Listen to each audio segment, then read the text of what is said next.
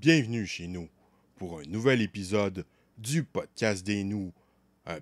Un épisode qui risque de vous faire peur parce que c'est l'Halloween 2024.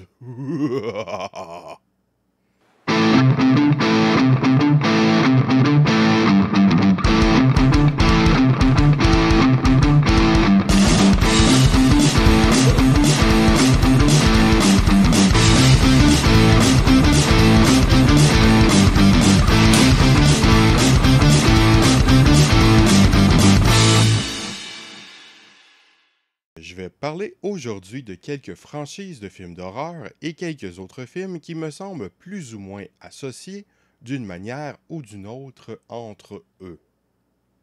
Commençons avec le film Insidious, sorti en 2010, réalisé par James Wan, écrit par Leigh Whannell, produit par Jason Blum, Steven Schneider et Oren Peli, qui met en vedette Patrick Wilson en tant que Josh Lambert, Rose Byrne en tant que Renee Lambert, Lynn Shay en tant que Elise Rayner, T. Simpkins en tant que Delton Lambert.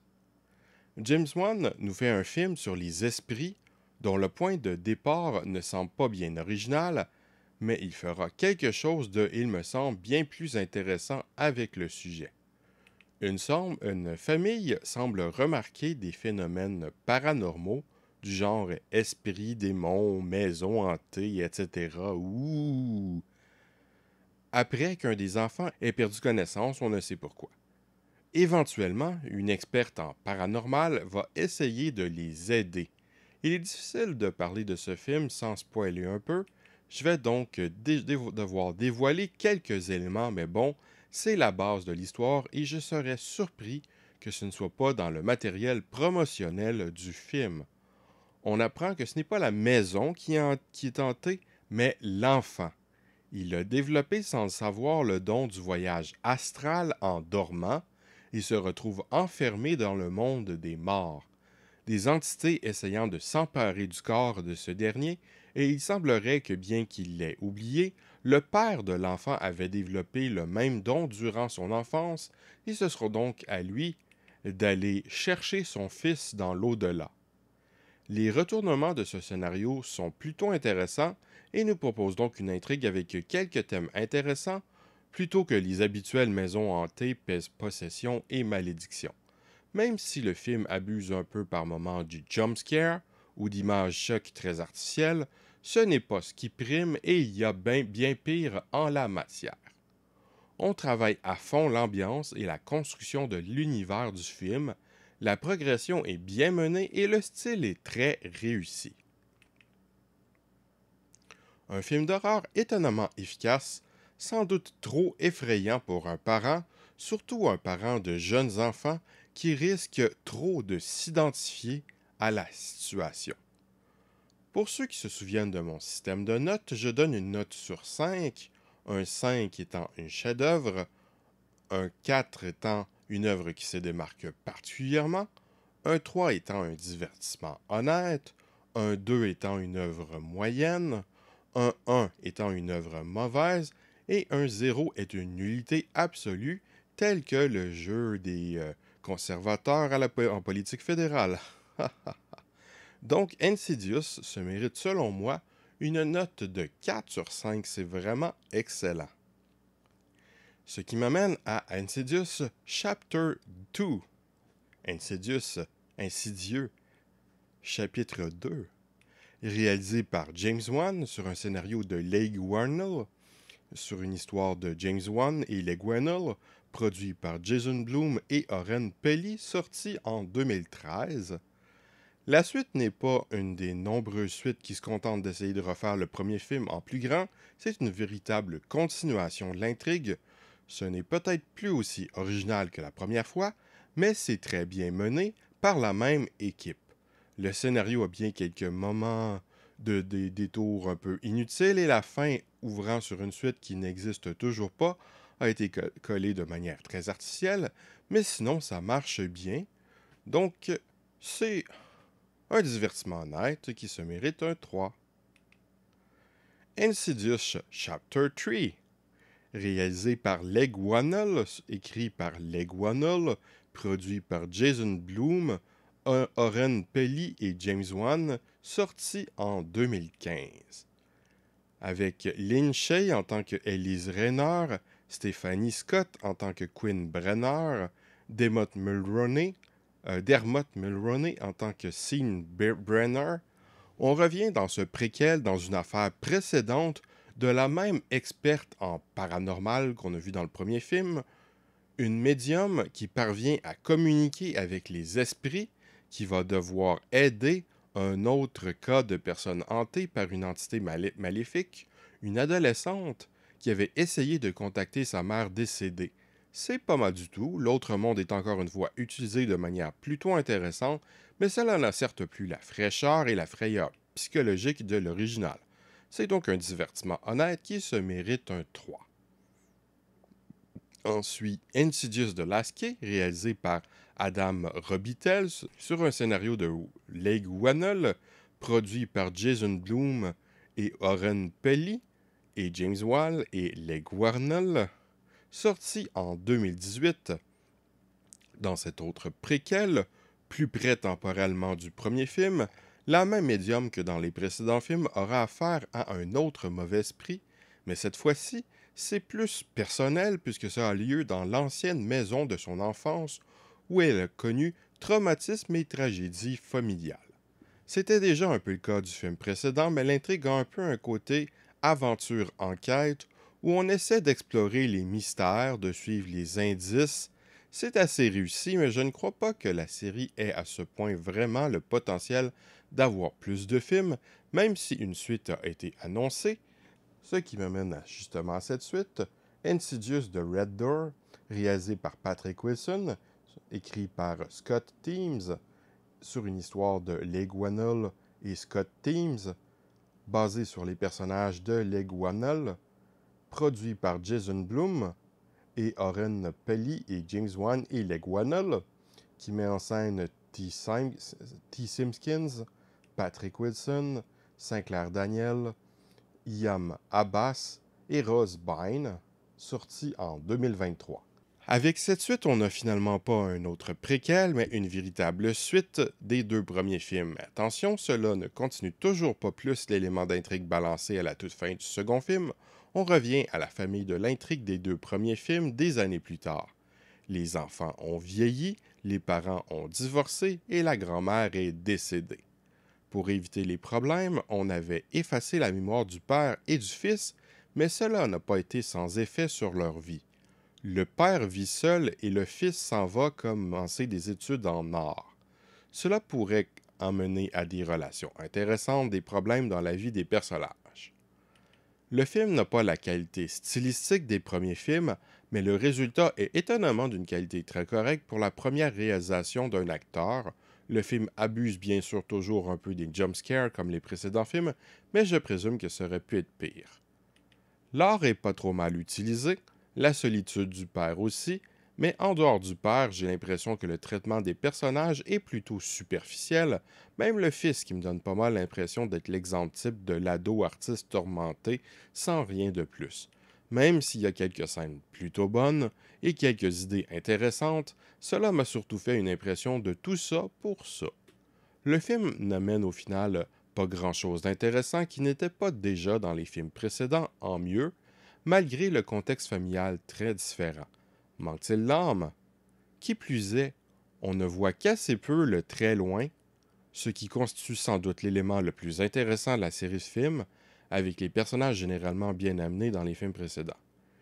Il y a bien la scène plutôt réussie de scan IRM, mais le sujet est assez facile et a été mieux utilisé ailleurs, et surtout elle est gâchée par le marketing. Il y a aussi un message assez réussi sur l'importance de se rappeler, mais cela ne suffit pas pour en faire un film qui se démarque. Mais ça reste un divertissement correct, qui se mérite donc un 3.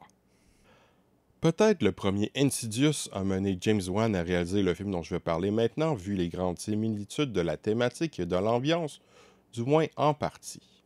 Je vais donc bien sûr parler maintenant du film The Conjuring, réalisé par James Wan, écrit par Chad Hayes et Carey W. Hayes, produit par Donnie DeRosa Grund, Peter Safran et Rob Cohen, sorti en 2013. Avec Vera Farmiga en tant que Lorraine Warren, Patrick Wilson en tant que Ed Warren, Lily Taylor en tant que Caroline Perron, Ron Livingston en tant que Roger Perron.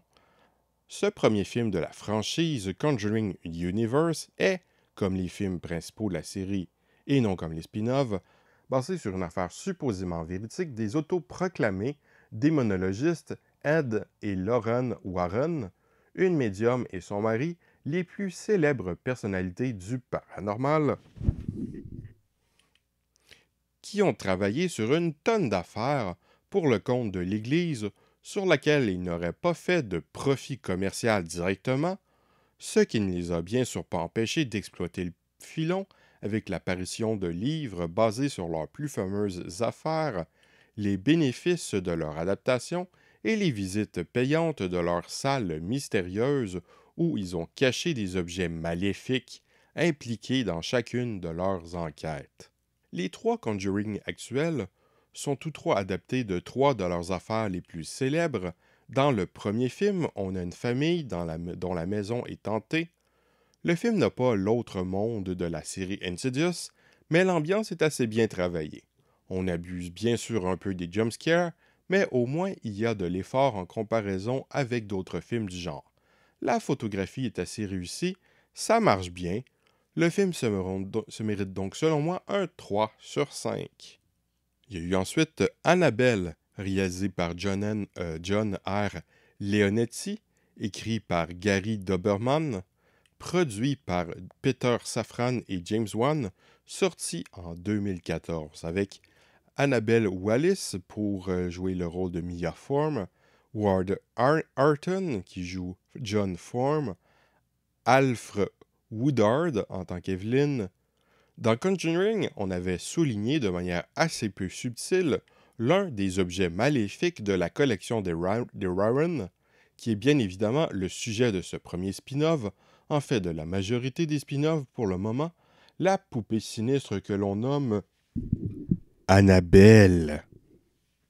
Un mari offre à sa femme enceinte la précieuse poupée qu'il a trouvée. Certains événements se déroulant autour du couple mèneront la mère à suspecter la présence d'un culte satanique. Le film n'est franchement pas original, mais je présume qu'il a péri se laisse regarder. Il se mérite donc un 2. The Conjuring 2, réalisé par James Wan, sur un scénario de Chad Hayes et Carey W. Hayes, et James Wan et David Leslie Johnson, sur une histoire de Chad Haynes et Carey W. Haynes et James Wan, basé sur les personnages de Chad Hayes et Carey W. Hayes, produit par Peter Safran, Rob Cohen et James Wan, sorti en 2016.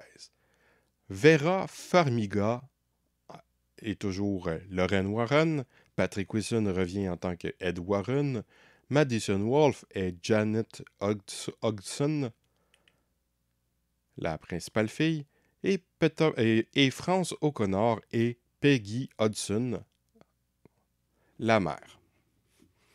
Ed et Lorraine Warren vont devoir s'occuper d'un autre cas d'esprit maléfique autour d'une famille monoparentale britannique qui cible plus spécifiquement l'une des filles. L'ambiance est encore une fois assez réussie avec quelques bonnes idées et des personnages assez bien exploités. Même si ça n'a pas grand-chose d'original, au moins c'est efficace. Ça se mérite donc un 3. Il y a eu ensuite Annabelle Création, réalisé par David F. Sandberg, écrit par Gary Doberman, produit par Peter Safran et James Wan, sorti en 2017. On revient cette fois-ci sur l'origine d'Annabelle, en quelque sorte, avec des orphelines qui sont hébergées chez un vieux couple où il se passe des choses pas normales. C'est dommage, la séquence d'ouverture était pas mal et pendant un temps l'intrigue n'avançait pas trop mal, sans être très original, en exploitant relativement bien ses personnages et situations, avec une ambiance correcte, mais éventuellement on balance tout ça pour se concentrer sur le jumpscare et l'absence totale d'originalité. Le film se mérite donc un 2. S'ensuit The Nun, réalisé par Corinne Hardet sur un scénario de Gary Doberman, d'après une histoire de James Wan et Gary Doberman, produit par Peter Safran et James Wan, sorti en 2018. Dans Conjuring 2, on avait introduit un mauvais esprit ayant l'apparence d'une nonne effrayante. C'est bien sûr le sujet de ce spin-off. On pourrait dire d'une certaine manière qu'on revient sur les origines mêmes, si ce n'est pas exactement ça, mais en quelque sorte une future sœur qui n'a pas encore fait ses vœux et un prêtre sont envoyés enquêter les événements dans un monastère en Roumanie. Un jeune homme du coin va les aider jusque-là et bien sûr va éventuellement revenir dans l'intrigue. Il y a bien sûr présence démoniaque. L'endroit était sans doute une bonne occasion de créer une ambiance effrayante. Le fait qu'éventuellement on ne se contente pas d'endurer les phénomènes et d'affronter les démons, mais qu'il y a une quête était éventuellement prometteur. Mais au vu de ce qu'il en est fait avec un scénario pourri, hyper prévisible, une ambiance ni recherchée, ni subtile, et des jumpscares à tire-larigot, ça fait sans aucun doute le pire film de la série qui se mérite un 1. C'est pas bon. Ça pue. Ça pue. S'ensuit Annabelle comme Home, réalisé par Gary Doberman sur un scénario de Gary Doberman d'après une histoire de James Wan et Gary Doberman, produit par James Wan, Peter Safran, sorti en 2019. Après avoir introduit Annabelle dans le premier Conjuring, après l'avoir exploité dans une affaire quelconque avec Annabelle, après être revenu sur ses origines, et après avoir fait un très mauvais spin-off sur une autre entité maléfique que Annabelle, il est grand temps de revenir à la maison. Dans ce film, la fille des Warrens, sa babysitter, une amie de cette dernière et dans une moindre mesure l'intérêt sentimental de la babysitter sont confrontés aux entités entourant les objets maléfiques de la maison, notamment Annabelle. Ce qui pourrait sembler être un concept ridicule donne pourtant un film pas si mal, avec des personnages bien utilisés, des moments un peu effrayants mais pas trop, surtout si on est adulte. Cela constitue un film d'horreur bien amusant, parfait pour de jeunes adolescents avant une partie de Ouija. Ce film se mérite donc étonnamment un 3. Ce qui m'amène à The Conjuring, The Devil Made Me Do It, sorti en 2021, réalisé par Michael Chavez sur un scénario de David Leslie Johnson McGodrick, d'après une histoire de James Wan et David Leslie Johnson McGodrick, basé sur les personnages de Chad Hayes et Carey W. Hayes, et produit par James Wan et Peter Safran, qui met en vedette Vera Farmiga en tant que Lorraine Warren, Patrick Wilson en tant que Ed Warren, Ruairi O'Connor en tant que Arne Cheyenne Johnson et Sarah Catherine Hook en tant que Debbie Glatzel. Ce film propose bien sûr une autre affaire de Ed et Lorraine Warren, cette fois-ci un adolescent arrêté pour meurtre qui aurait commis l'acte en étant possédé. Nos protagonistes vont enquêter pour prouver la chose et surtout pour arrêter la possession. Le film a un petit côté enquête avec un potentiel intéressant et on ajoute de la tension avec Ed qui semble avoir maintenant des problèmes cardiaques, mais en fin de compte, le développement hyper prévisible est ennuyant au possible, la mise en scène manque de style, la photographie est assez quelconque, l'utilisation du thème de la possession est très moyenne, l'enquête n'a au final aucun intérêt et la volonté de malédiction n'apporte aucun plus. Je recommande plutôt The Exorcist 3 si on veut une enquête policière liée à une intrigue de possession, Même Amityville 2 de Possession exploite mieux le sujet de possession. Donc le film se mérite un 2. J'ai pas vu The Nun 2 sorti en 2023 et j'en ai pas envie. Il va finalement y avoir un 4e épisode de la série principale en espérant qu'il sera pas mauvais, surtout si c'est supposé être le dernier enfin de Conjuring Last Rites. Il me semble que toutes les plus célèbres affaires de Ed et Lauren Warren ont été exploitées avec cette série et plusieurs films antérieurs autour des mêmes protagonistes, ce qui me pousse à regarder des films antérieurs sur le célèbre couple. Pas tant que le sujet me fascine, je ne crois pas vraiment à ce genre de choses, mais cela peut donner de bons divertissements. Les films de maison hantée, de mauvais esprits et d'entités démoniaques étant souvent plus effrayants que les films de tueurs en série, de zombies, de vampires et de loups-garous, même s'il est vrai qu'ils ont trop souvent tendance à reposer sur les jumpscares. Ce qui m'amène au téléfilm The Haunted, sorti en 1991, écrit par Dara Cloud, réalisé par Robert Mandel.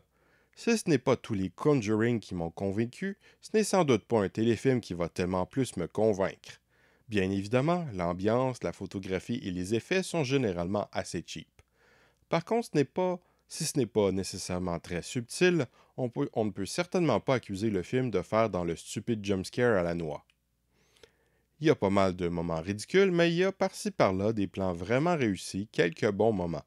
Si la performance des acteurs n'impressionne certainement pas au premier abord, au fur et à mesure que le film avance, les acteurs offrent occasionnellement des moments de jeu d'acteurs très réussis, notamment le père de famille. Ce film-ci n'est pas du point de vue des Warren, qui sont ici plutôt des alliés, mais de celui de la mère de famille. Il est dur de ne pas rire devant la résolution du film et l'épilogue, donc en bref, The Haunted n'est pas notable et assez médiocre, mais elle est tout de même bien par moments, ce qui n'est certes pas suffisant pour en faire un bon film, mais ce n'est déjà pas si mal. Je soulignerai tout de même un mensonge des protagonistes quand ils ont répondu à la question de Ed Warren sur l'usage de drogue, vu le nombre de cigarettes que la mère consomme tout au long du film, mais bon, c'est 1991.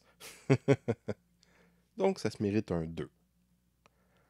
The Hunting in Connecticut, réalisé par Peter Cornwell, écrit par Adam Simon et Tim Metcalf, produit par Paul Brooks, Andrew Trapani, Daniel Farrands et Wendy Rhodes, sorti en 2009. Encore une famille qui emménage dans un lieu hanté par des entités maléfiques. Cette fois-ci, la maison était pas chère parce qu'elle a déjà servi de morgue par le passé, même si dans les faits, c'est un peu plus que ça.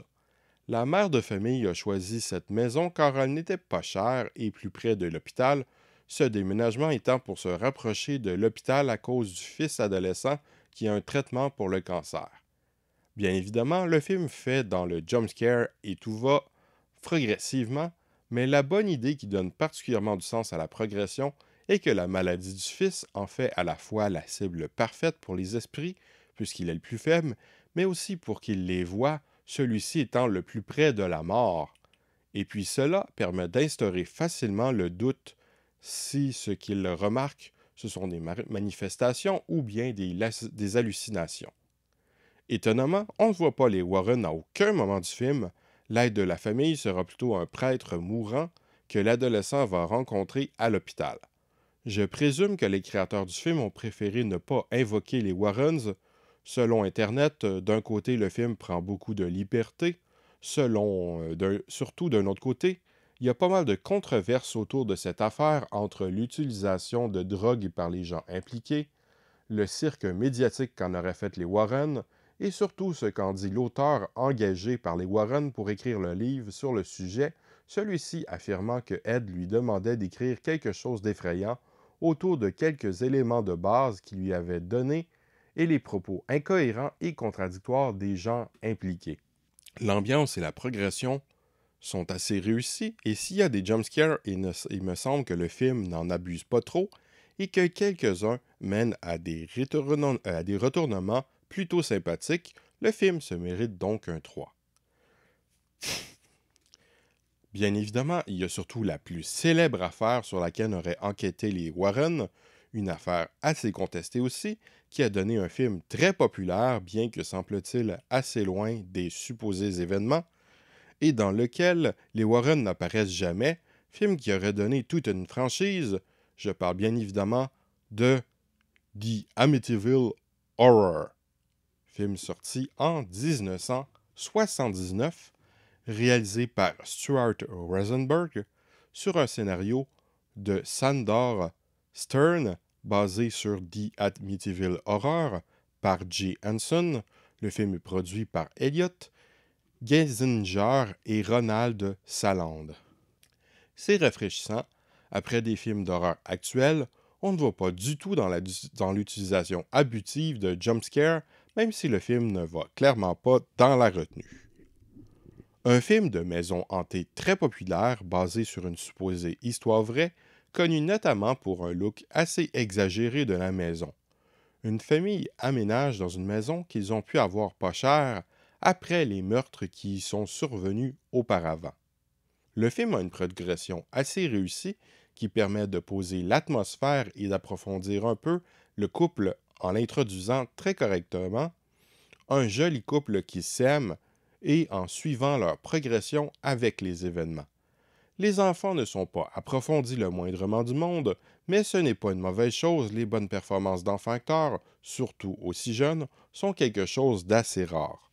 Le film utilise aussi un peu l'imagerie chrétienne sans tomber dans l'abus, de manière assez réussie et ma foi, il me semble assez efficace, surtout quand on pense que ce film a été produit à une époque où, il me semble, les gens étaient plus religieux qu'aujourd'hui. Un bon film d'horreur tout à fait honnête, sans être pour autant l'un des plus efficaces. Je présume que son statut d'histoire supposément vécue a servi sa popularité et qu'il ait une tonne de suite. Le film se mérite un 3, c'est un divertissement tout à fait honnête.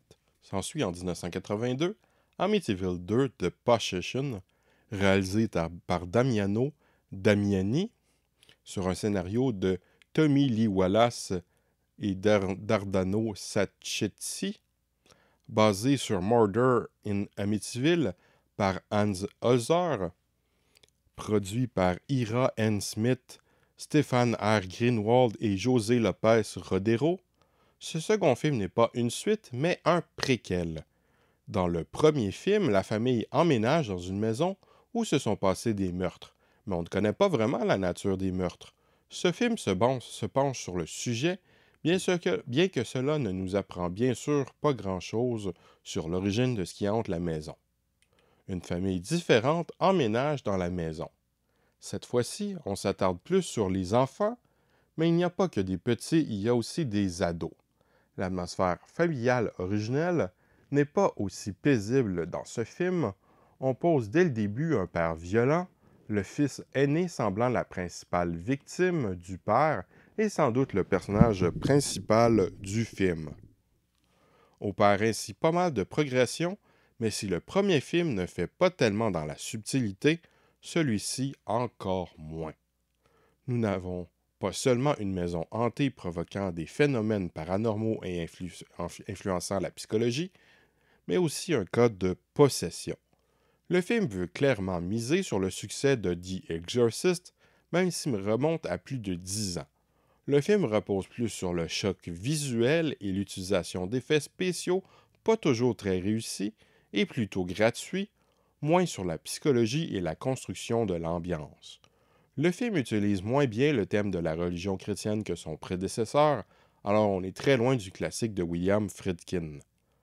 Même si ce n'est pas une mauvaise chose de faire une suite différente de l'original, j'aurais préféré voir un meilleur film de maison hantée qu'une mauvaise tentative de surfer sur le thème de l'exorciste. Mais au moins avec ce manque de subtilité, on est loin de l'usage abusif de jumpscare. Le film se mérite donc un 2 sur 5.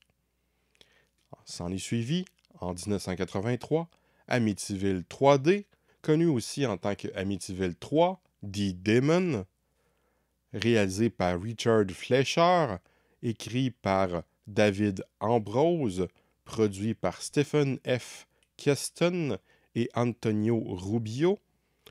Ce film est, il me semble, la seule véritable suite de l'original entre un préquel, un remake et un tas de direct-ou-vidéo ou téléfilms basés généralement sur n'importe quel objet provenant de la maison hantée. Comme le titre le suggère, le troisième film a été filmé en 3D. Pas la 3D actuelle, celle des années 80. Comme cela peut le faire penser, pas mal tout au long du film, on balance des trucs en direction de la caméra et on abuse un peu de l'utilisation de la profondeur pour construire les plans, dont parfois certains éléments sont plutôt flous. Mais ce n'est jamais aussi exagéré, ou très rarement, quand dans le générique de début avec une ambiance très ratée du titre du film, les noms au générique sont un peu envoyés vers l'écran, mais rien de raté, et aussi abusé que le titre avec des branches qui sont continuellement balancées devant la caméra. Cela donne le ton. Ça devient encore plus risible quand on voit le film en 2D. La vieille édition DVD avec laquelle j'ai vu ce film n'est pas en 3D et je serais pas mal surpris que l'on ait investi pour faire une sortie vidéo de ce film en 3D. Le film ne joue pas le moindrement du monde dans la subtilité, on ne fait pas dans le psychologique, on fait très peu d'efforts pour l'ambiance, on se contente de balancer des trucs à la caméra, de créer des cheap scares, mais puisqu'il n'y a pas vraiment d'effort pour l'ambiance ou la tension, cela ne fait pas vraiment sursauter, donc on peut difficilement qualifier ça de jump scare. Mais voilà, le film ne se prend clairement pas au sérieux, ce qui n'est pas une mauvaise chose. Le dernier film, supposément basé sur les événements entourant la maison d'Amityville, on raconte cette fois-ci l'histoire d'un journaliste enquêtant sur les charlatans exploitant le surnaturel qui ne résistent pas au prix trop bas de la maison. Après tout, il ne croit pas à toutes ces fadaises. Ce serait inspiré sur un certain Stephen Kaplan, un investigateur du paranormal très sceptique face au récit d'Amityville.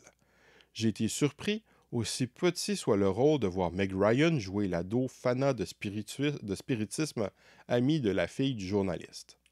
Quoique ça m'a aussi un peu surpris de voir des ados qui ont l'air à peine plus jeunes que la mère.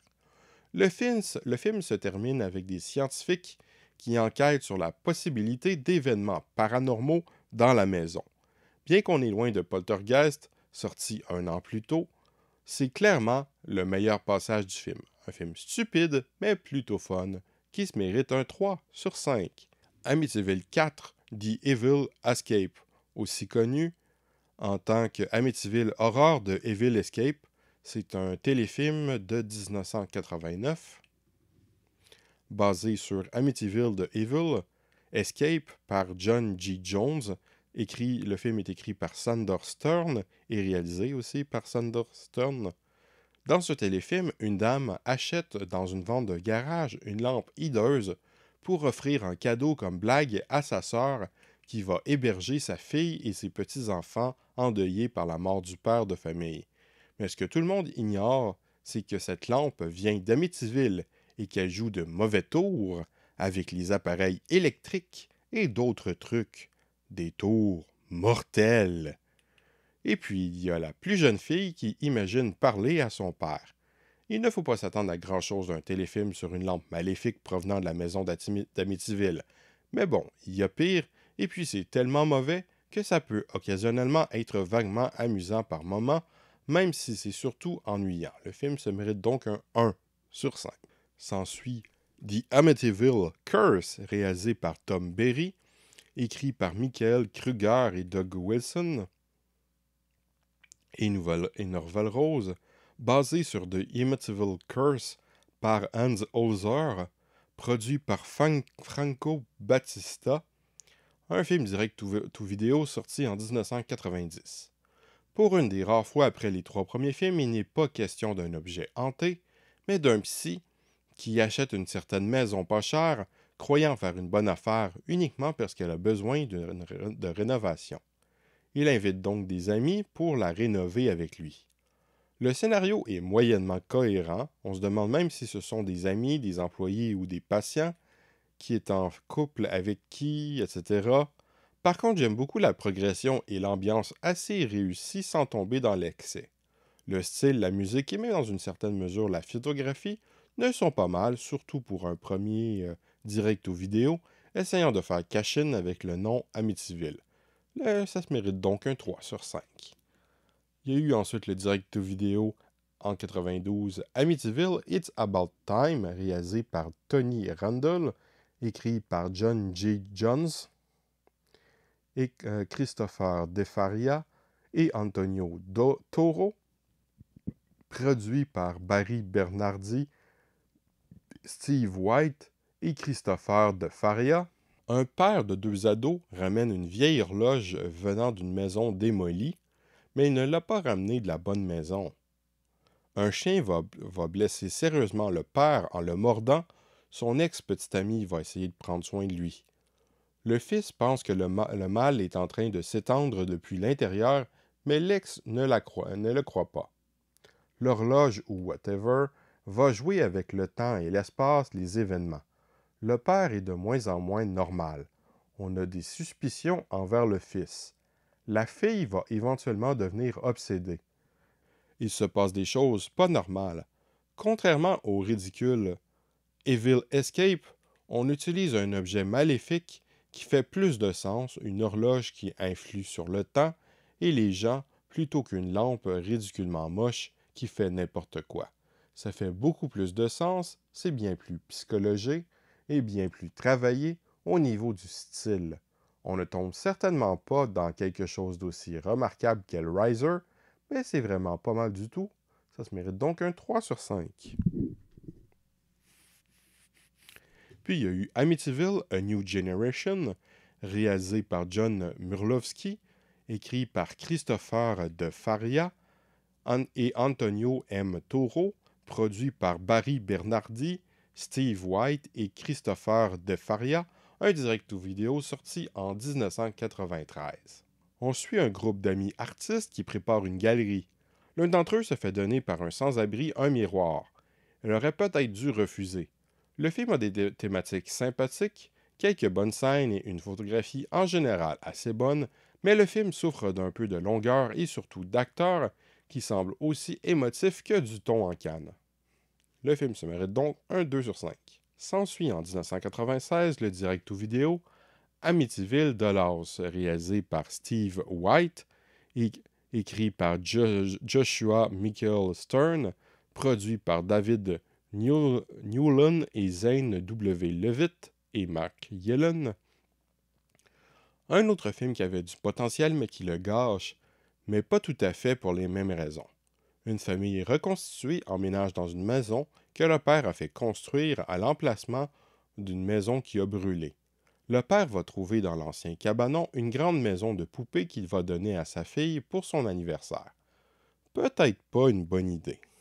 Justement, il y a quelques bonnes idées, diverses bonnes scènes et le casting y semble étonnamment assez bon en général pour un direct ou vidéo, mais il y a toujours des petits éléments qui ont fait que je n'embarque pas vraiment, soit certains effets pas très réussis, quelques détails incohérents du scénario, les personnages secondaires plutôt mal intégrés, une photographie souvent assez moyenne et surtout la musique nullissime.